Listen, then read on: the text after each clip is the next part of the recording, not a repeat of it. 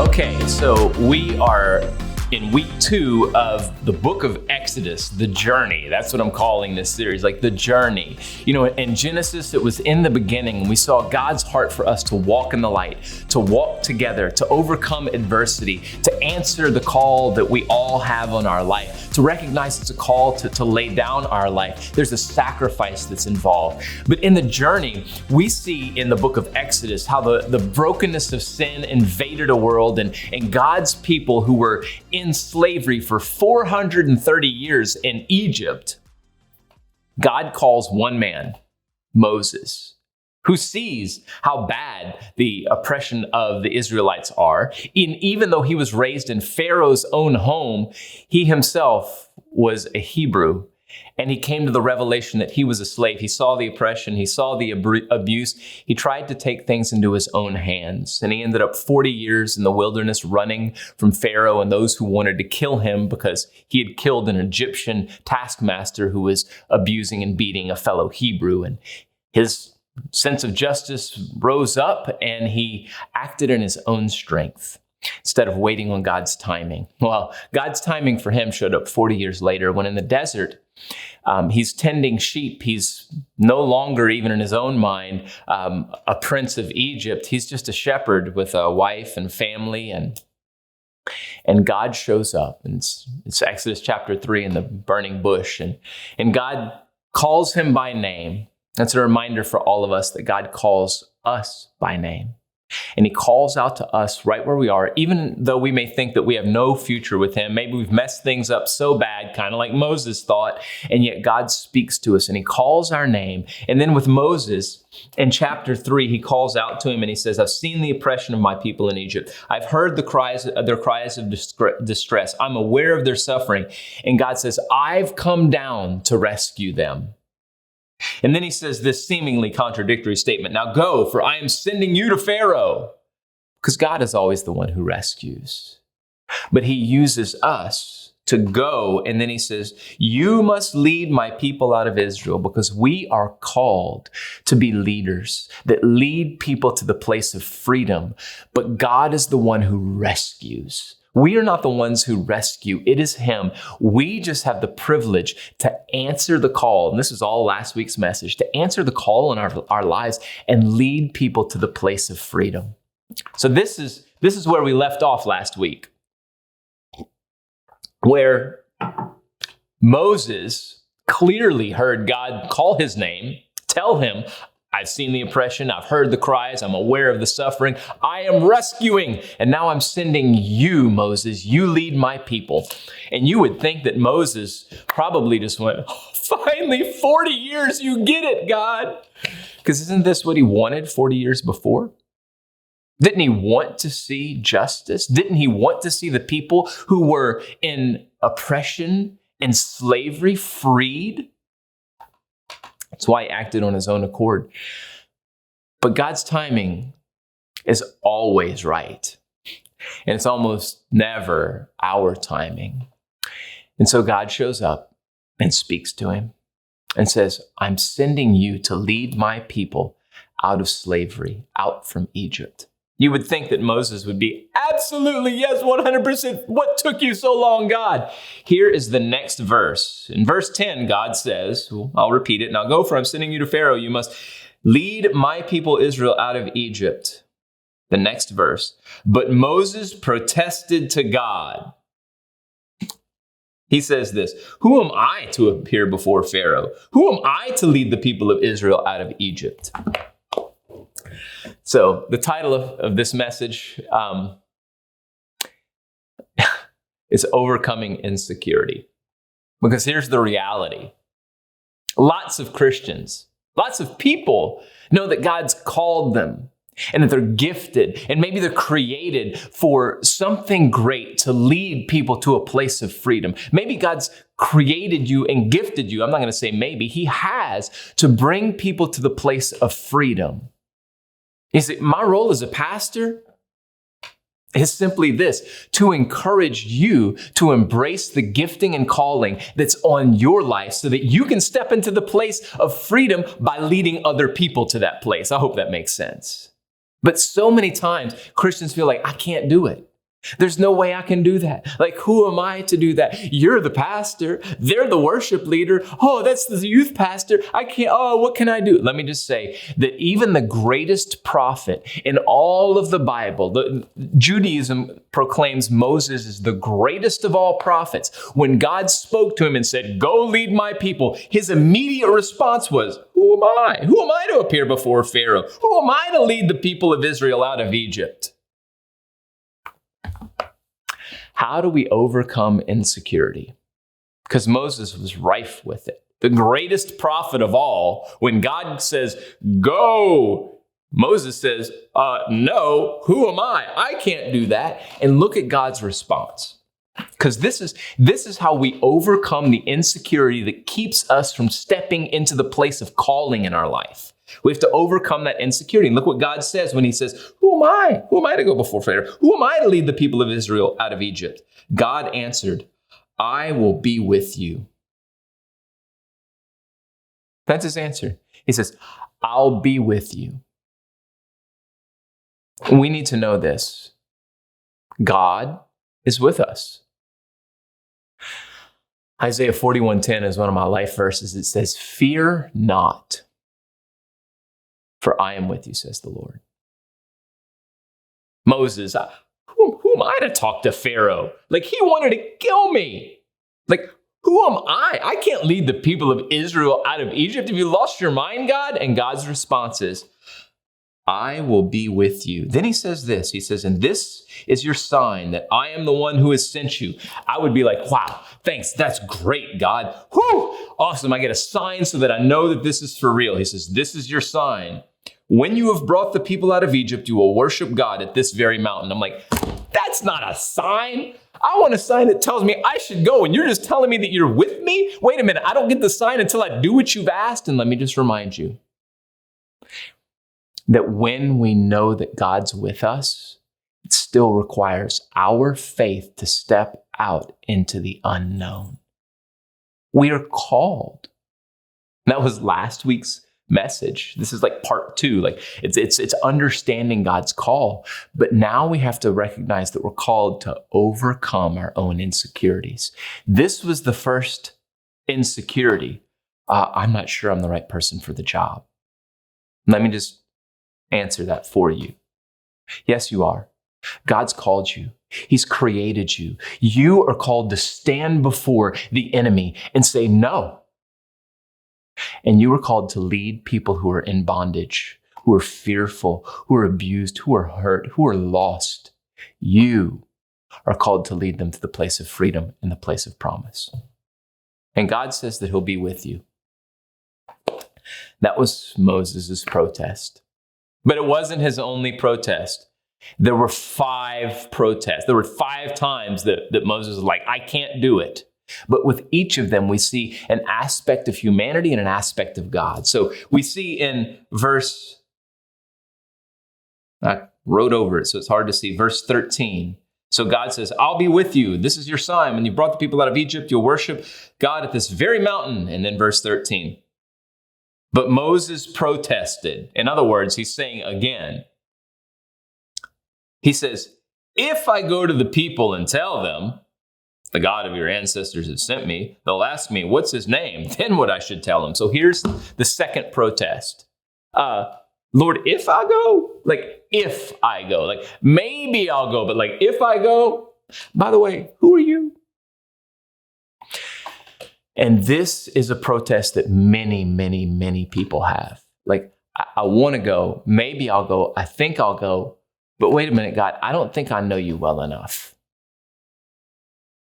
This is what keeps people from understanding like that they're called to the place where they're actually walking in it. Like, it's one thing to understand that you're called. It's another to operate in that calling and step out in it. And in the first one, we see, well, I'm not qualified. I don't think you got the right person for the job. But the second protest is typically this, like, I'd like to go, but I don't think I know you well enough. And so, like, what if I get there and I can't answer a question that they have? Look at God's response. It says, if I go and tell them the God of your ancestors sent me, they're going to ask me, like, what's his name? Like, what's the name of this God? What do I tell them? And God replied to Moses, I am who I am. And some translations say, tell them the I am sent you. I'm just going to read the rest of it. It says, say this to the people of Israel. I am has sent me to you. And God also said to Moses, say to this people of Israel, Yahweh, the God of your ancestors, the God of Abraham, Isaac, and Jacob, has sent me to you. Then in verse 16, he says, now go. I'll be honest, that doesn't really answer his question very well. I mean, it does, like the I am sent me. The God who is. Some translations say, from Hebrew, like a direct translation says, it's the I will be what I will be. Not much of an answer. Yahweh sent me. The God of your ancestors. God, you got the wrong person. I don't think I'm qualified. I'm not the one for this job. If I go, God, I don't know that I can answer those questions. And God says, I am who I am. In other words, if you know me, you know me. And then he follows it up with, now go. At some point, we have to be willing to recognize that we may not have all the answers, but we know the one who does. And when we operate in obedience and we don't simply hear the calling, but we embrace it and we overcome the insecurity of the voices in our own mind that are saying, you can't do this. You're not the right person for the job. You don't know enough. You don't know God well enough. You don't know the Bible well enough. Let me just tell you, you know the God of the Bible. If you had a revelation moment with Christ, if you surrendered your life to him, you know. And he says, now go. I mean, some of the most effective people that shine the light into the darkness of those who are hurt and broken and in bondage, some of the most effective people are the people that know the Bible the least because they've just given their heart and life to Christ. But there's a passion because they've encountered the God of the universe and they've realized that he knows them and he's called their name and they've answered and they go because it's in the going that you begin to get a grasp of the knowing who God is. And this is what God is saying. He's saying, now go. And then we see in chapter 4, the very beginning of chapter 4, but Moses protested again. What if they won't believe me or listen to me? What if they say the Lord never appeared to you? What's he saying? I'm not sure that people are going to believe me. You know, the first protest is, I'm not sure I'm the right person for the job. The second was, I'm not sure I know you well enough. But the third one is, I'm not sure people are going to believe me or that I've heard from you, God. And look at God's response. He says, the Lord asked him. His response is a question. He says, what's in your hand? Now remember, all of this takes place in front of the burning bush. I want you to remember this conversation is an ongoing conversation from chapter 3 where Moses is in the burning bush and God speaks, Moses, I've heard about the terrible oppression. I'm aware I'm going to rescue them, but I'm sending you. Moses says, not me, can't be me. I'm not the right person. God, if I even go, like who do I say sent me? Because I don't know you that well. And then it's this next protest is like, what if they say, once you say that, what if they won't believe me or listen to me? They never appeared to you. And God now, as Moses is standing, remember, he's been tending sheep, standing there at the burning bush, he says, what's in your hand? And Moses says, well, it's my shepherd's staff. Throw it down on the ground, the Lord told him. So Moses threw down the staff and it turned into a snake and Moses jumped back. And then the Lord told him, reach out and grab its tail. So Moses reached out and grabbed it and it turned back into a shepherd's staff in his hand. He said, perform this sign, the Lord had told him. Then they'll believe that the Lord, the God of their ancestors, the God of Abraham, the God of Isaac, and the God of Jacob really has appeared to you. How do we overcome insecurity that people aren't going to believe you? That they're going to say, what are you talking about? You've never, ever, you don't know. I know you. Like, who are you? Or like, God appeared to you? What is in your hand? What's God put in your hand that if you surrender it to him in obedience, I'm telling you, it will be a miraculous story. Where are your God stories? Do you have God stories? Wow. Let me just tell you, when I've stepped out in obedience, Those moments that were God moments that I just know were God. To move to Lafayette as a young married couple didn't make any sense, but we felt like God was calling us to be a part of the church. That was what was in our hand. Like we had our future and we laid it down, and what God gave us was miraculous, and it opened the doors. We began to tell the God stories about how we sowed our trailer, and God it turned into more. And then the God stories are unbelievable. The acts of obedience when we trust God with what's right in front of us, lay the foundation for the path that He's called us to.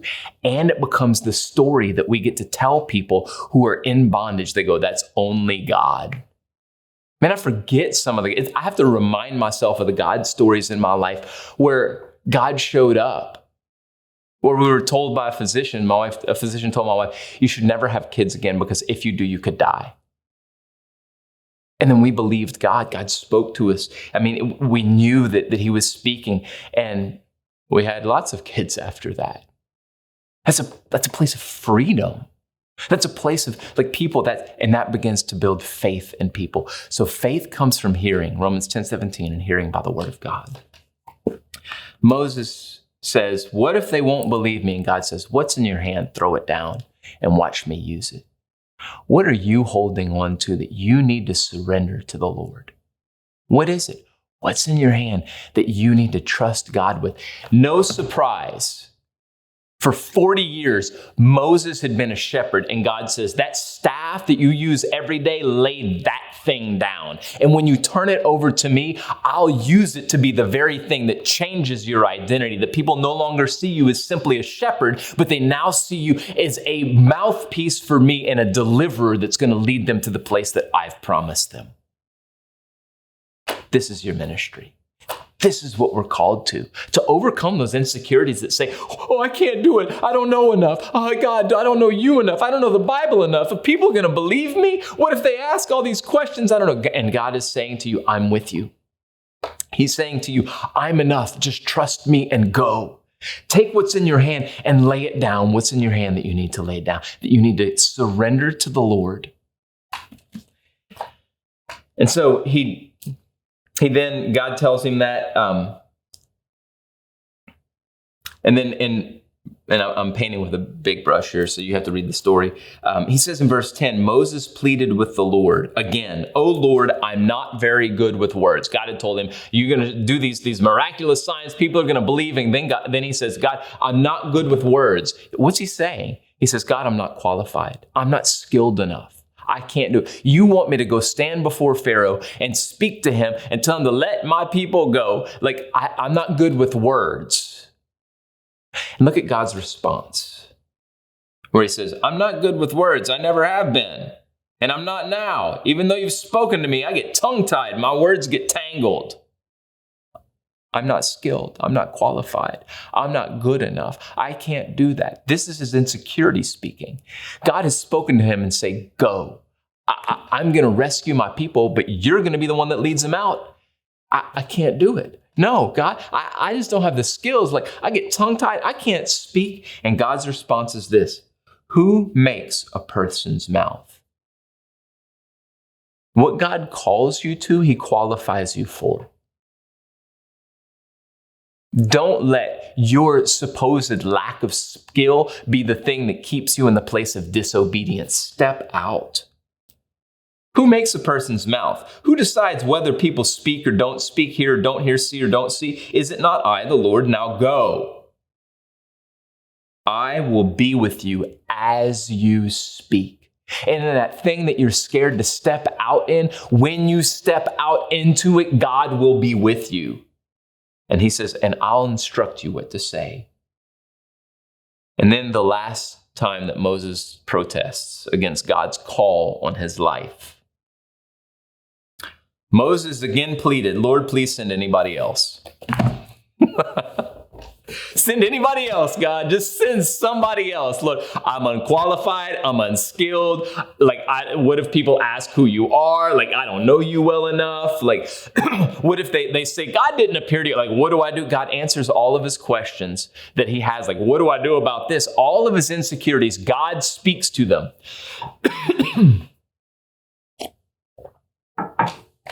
And at the end of the day, he's just like, Send somebody else. I don't want to do it. And then God gets upset. Now, I'm not going to read it it's a lot. You should read it. It's in verse 14. It says, God becomes angry with Moses. And he says, fine, I'll have somebody speak for you. You just go.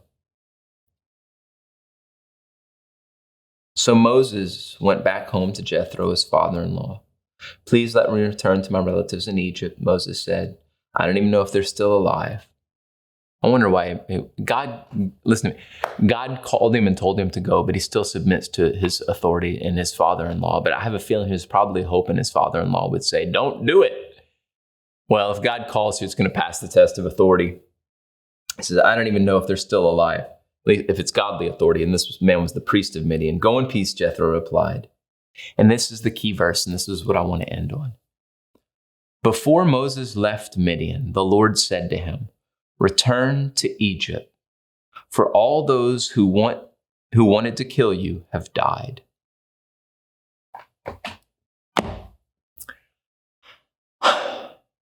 After Moses had purposed to go, God told him, hey, those that wanted to kill you, they've met their fate. What is he saying? He's saying, you don't have to worry about the enemy that's been taken care of. And I want you to know that as you choose to embrace the calling of God in your life, you are going to hear the voice of the enemy that begins to speak these things to you, that you may ask yourself, like, how can I do this? I don't know the Bible well enough. Lord, there's a call. This pastor is telling me there's a call on my life to do what? To bring people who are like far from him to him? Yes. To the place that God's promised for them. He wants to use you, but I want you to know that the enemy that has been opposing you all of your life has met his fate.